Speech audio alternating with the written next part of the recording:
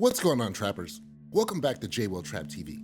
If you're like K9 and you're betting on this channel, make sure to hit that like, hit that subscribe, and put a notification bell so you know when I go live or make a new video. I wouldn't want you to get dropped over a like. Let's go. Yo, what is going on? Welcome back to JWell Trap TV. What's going on, guys? We are here. We are recapping BMF Season 2, Episode 8. This episode is called Push It to the Limit. Let's get right into it. Let's go. So we start the episode off with our little title card. This one says, after the elevation of the crew and immediate circle, it was about giving hope to people in poverty to be able to enjoy the life as we saw it. So yes, BMF, they all are about elevating themselves, but also the community around them. We start the episode off at the new stash house, and Terry and Meech, they are surveying their weight, and it looks to be a lot, and they're talking about their operation. They're saying they're going to start being careful because things are going to start getting really risky. We move on to a new car wash that Meech has purchased. The car wash is going to be used as a point of transfer to bring the drugs in from the stash house, send them out, bring money back to the car wash, and then take it back to the stash house. When money's counted at the stash house, they're going to count it by hand. Boop comes up to Meech and he lets him know that K9 has been captured by the DEA in LA. Terry thinks that the DEA might be watching them too, since they've been dealing a lot with K9, but Meech thinks this is an opportunity for them. We come back to the stash house and there's some PA guys there. Sterling talks to Meech and he asks him if he heard about K9. Meech says he has, and he sees it as an opportunity. Meech then asks Sterling if he can meet with them privately. We go back to the car wash and Meech tells Terry that he's going to go back to Ohio to set up a operation with Stone. He's saying he's taking a crew of PA guys down there. He also tells Terry to hang back and set up the drivers. We switch to a meeting at the precinct. We have Brian and Jen and a bunch of other officers inside the little classroom. We get a new guy that comes in. His name is Major Damon Garr, and he says he's now in charge. He updates all the officers that K9 was captured in LA with 50 kilos of cocaine. He says that he will be brought back by the DEA for charges here in Detroit. Brian protests and says that K9 being taken out is going to create a vacuum and cause a lot of issues and crime in the community. Major Garr says he knows this and this is why the DEA is coming to assist. At this point, Jen gets worried because now she knows that there's going to be a lot of jurisdiction fights between them and the DEA. So we go over to Ohio and Meech, he walks up on Stone, who's not that happy to see him, but eventually Meech kind of breaks through. He says that he wants to meet with Bleak, and Stone agrees to take him to Bleak. We switch back to the precinct and we see that the DEA character that's going to be working with the police is actually Leslie Jones' character's Special Agent Chambers. So if Lieutenant Chambers is here and she becomes partners with Brian, then what's going to happen to Jen? Major Garr wants to partner with Chambers on her K9 case and share intel, but Chambers isn't interested. She's saying that she did all the work to catch K9 and she's just not going to share her information. Terry meets up with Markeisha and her friends at the club. He asks her if it's a girls' night out and she says no. Boom is in the back with his friends and maybe some girls. So she's pretty upset about that. Terry says he came to let Boom know that he is now the supplier and he's willing to deal with him and put him on.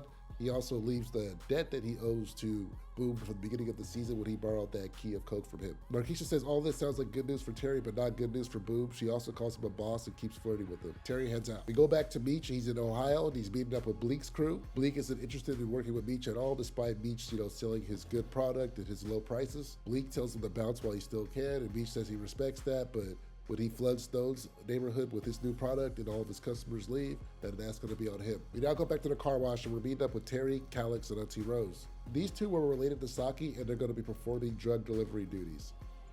Terry puts him through his driving school. He gives him a number of tips on riding dirty and then we move on. We now come into Lamar and Mo. We start to see when Lamar, he is hanging up Blackie's ashes on Mo's fireplace. He says that he wants to keep them somewhere special, so that when Zoe comes home that he can have everyone he loves under one roof. Bo says she's sorry about him dying and that she knows she really cared for the dog and that she has something for him to make him feel better. Lamar says, oh, are they gonna have sex? And she's like, no. But then she pulls out some cocaine and they head out to go do the cocaine. We come back to Ohio and Meech, Roland, and Stone are hanging out and then his crew gets jumped by Bleak's crew. Stone runs to defend his troops and Meech and Roland watch for a while. After a little bit, Meech and Roland go up to help. Meech breaks up the fight and he lets Bleak's crew members know that if they work with his operation, they can all earn more money. We now go to the Flenory house and Charles is at home. Mabel knocks on the door and walks right in. She says that she needs to borrow some pots from Lucille. Charles is a little shocked about her being here and he says that Meech saw them in a club and that they need to cool their things down. Mabel says that she doesn't want to stop and she begins to feel on Charles. Charles says maybe they should move this to a room, and Mabel says that they can go rent a room at the Easy Rest Motel and that they have vibrating beds there. She continues to feel on Charles and Lucille comes down and doesn't see anything. Mabel accepts the invite for tea and we switch seats. We go back to the car wash. We have Hoop, Terry, and Curly, a young boy who was interested in joining BMF. Hoop educates Curly on the ingredients they are using to mask the smell of the drugs from dogs, and he also has them place the kilos into the bumper of a car. We come back to Meech in Ohio, and he's counting his cash up with Stone. Bleak comes in and he asks if the offer's still in the stands. He says that all of his customers and his crews have left them, and Meech says that he can let them in as long as he wants to be down, and that he cannot mess up their operation. He also tells him that he doesn't want them putting Terrell or his cousin on. So we come back to Lamar and Mo, and they are doing lines of cocaine. Lamar asks Mo, why does he always lose everything that he loves? Mo says that he has not lost her yet. Mo says that he was the first one to make her feel beautiful, and that when he left, Zoe lost her father, and she lost the first man that she loved. Lamar says that a bath and a nap can fix everything, and he gets up to get some bathwater ran. As he's in the bathroom, Mo grabs a pistol, and she tries to hype herself up to make the kill on Lamar. She's trying to get herself ready, but she just can't do it. She puts the gun back in her drawer, and she goes into the bathroom with Lamar, and we end the scene. Why couldn't you do it, Mo? That could have been it right there. Why couldn't you do it? We go back to Meech and Terry at the car wash. Meech just got back from Ohio, and he says that he just crowned 2 kings in Ohio. Terry gets a call from Markeisha, and she says she wants to meet up with him at a restaurant tonight. Meech hears his phone call, and he's not happy that Terry's with Markeisha. He says that he doesn't trust her. Terry says that Meech shouldn't be worried about Markeisha, and that he should be worried about Mickey, and he takes off. We switch to Terry meeting up with Markeisha for dinner. She's showing up wearing a robe, but under it, she's not wearing any clothes. They go into the bathroom, and they start having sex. We go back to the Flenory house, and Meech stops by for gifts for Lucille and Nikki. He gives Lucille a beautiful black dress, and he gives Nikki a nice denim jacket. He also says that he bought out the roller rink, and it's a perfect place for Lucille to wear her dress. Lucille says that she doesn't feel comfortable wearing it, and she's worried that Charles might have a problem with it, but Meech says that he shouldn't worry about that Pops is his own man, and she's her own woman, and that she can let her hair down sometimes and relax. We go to Terry and Markeisha shopping, and he's buying it up for Markeisha. I don't know if he's simping, I don't know if this is good, I don't know if this is bad, but Terry is definitely spending a lot of cash on Markeisha right now. She's very happy. After he purchases these items, she says that she wants him to do something again. It turns out that they have sex again. She says that his hairstyle is a little childish, and she gets Terry to cut off his tail.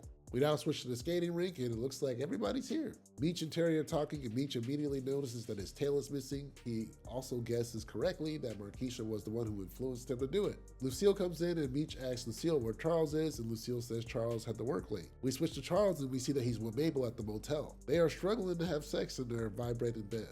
Mabel gets up, starts to smoke a cigarette, and says maybe it's time she calls it quits with Charles. She said her and her ex-husband were swingers, and that it would hurt when her husband would continue sleeping with another woman that they had a threesome with. She said her and Lucille are friends, and it's time for her to give Charles back to Lucille. We go back to the skating rink, and Markeisha has shown up and is talking to Terry. Wanda sees this, and she gets upset. She grabs a skate, and she's walking over there.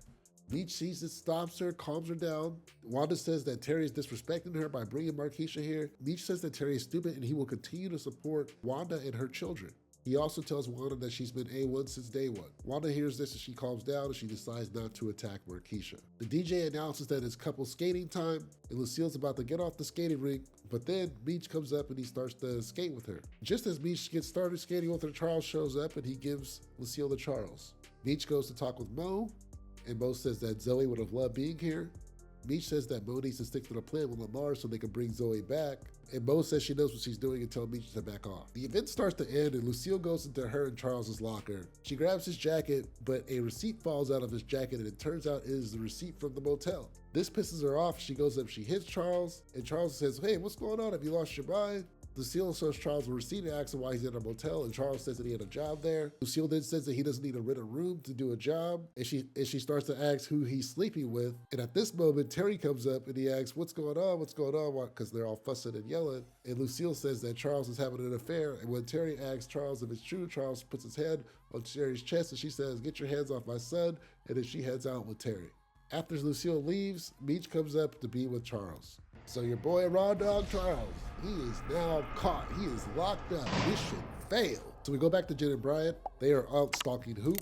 Jen tells Bryant the kiss they had in the last episode was a one-time thing. Hoop comes out and they follow him to the stash house. Once Hoop goes into the stash house, they see another truck leave the stash house, and they follow this truck, and it turns out this is Calix, the other drug delivery guy. They pull him over and they begin to search his car, and Calix starts to protest against Brian. He says this is against his rights. Brian eventually lets up and lets them go and doesn't find anything. Brian and Jen go back to the precinct. They get visited by Wanda. Wanda says she thought about what they said and that the photos are really hurtful, and then she also seen Terry hanging out with Markeisha at that skating rink. Brian and Jen start to ask for intel, but then Wanda starts to mumble to herself, saying what Meech said to her, your A1 since day one. Then she gets up and says no, she's not giving them intel, stay away from her family, and that those photos were fake. She then takes off and leaves. Wanda and Jen are like, what the hell was that? And I thought it was a complete 180. She came in and just wasted everyone's time. At this point, Brian and Jen, they're fed up with everything that's happened at the day, and Jen says that she wants Brian to give her that D that he promised when they were watching Terry. Brian's like, he's down. They leave and they go have sex at Jen's house. We go to Meech and Terry at the car wash, and Terry asks Meech about their parents' affair. Terry is surprised to find out that Meech knew about it the whole time, and Meech calls Terry a hypocrite for having sex with Markeisha. Hoop comes in with an update. He lets us know that Calix made his drop, but that Auntie Rose was stopped by Lamar and that he stole her truck. Terry says that Lamar is watching and they need to change the operation up.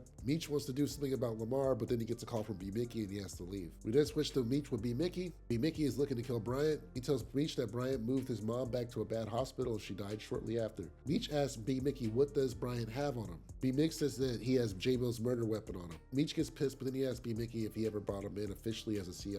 B. Mickey says no, and then Meech surmises that Bryant has the gun off the books. He tells B. Mickey to break into Bryant's house and look for the gun. We switch back to Bryant and Jen at her house. She says that she wants to keep the sexual relationship between him and her. Bryant says that he's fine with that. Bryant sees all the burns and cuts on Jen's skin, and she says that she uses this to cope with her sister's death. Bryant says that everybody has demons, and he gets up and he leaves. We go to Bryant's house and Kevin's inside. He hears a noise and he goes to investigate. B. Mickey pulls a pillowcase over his head and he restrains him into a closet. B. Mickey then begins searching the house. He's not able to find the gun at first. He smashes a photo of Bryant in his uniform. He finds the safe and then Bryant comes in. Bryant hears Kevin and he goes to help Kevin. And it looks like B. Mickey's run out. He was not able to locate the gun and he's picked up by Meech. He's very emotional in the car and he's yelling he doesn't have anyone. He thinks that Bryant's going to come after him. Meech pulls over the car and he says that he's his brother and that he's not going to let anyone touch him. We end the episode with a monologue from Terry telling us that they're going to have to gear up and go against Bryant. So that's it, guys. Meech and B. Mickey are back together. Looks like Meech is forgiving B. Mickey. I don't know if it should have been that easy, but it looks like that's what it is. The drug game is going big, but the cops are onto him. They know where the new stash house is. Lamar is still running up on these guys. Looks like K9's been caught. That kind of sucks. I kind of wanted some more from K9, but he's out the game for a little bit. That's cool. As you guys can tell, my voice is terrible because I sound sick, because I am sick. So I'll catch you guys in the next one. Peace out. Peace.